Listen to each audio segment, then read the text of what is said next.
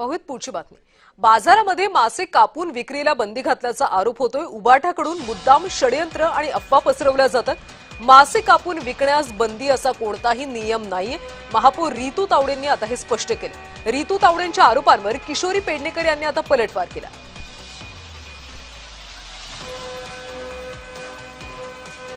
अजिबात घाबरायचं नाहीये। मासे बाजारात मासे नाही कापणार तर कुठे कापणार? आणि मासे जर कापून देणार नाही तर कस्टमर घेणार कसे? आणि त्या ग्राहकाच्या इच्छेवरती आहे ना, त्याने अख्खा मासा न्यावा की आपल्या कोळीन ताईला सांगायचं की त्यांनी कापून न्यावा, तो त्या ग्राहकावरती अवलंबून आहे।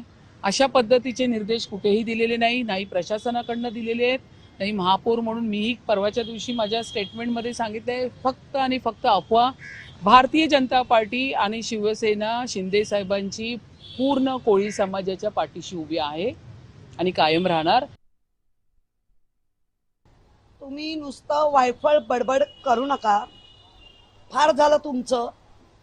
एकतर तुमच्याकडे ठोस पुरावा असेल तर त्या कोळी महिलांना विचारा, त्या एकतर त्या डेअरिंगबाज असतात, आद्य कोळी मुंबईकर आहेत, त्यामुळे नको त्या कुरघड्या करू नका, त्या झेपणाऱ्या नाहीत तुम्हाला।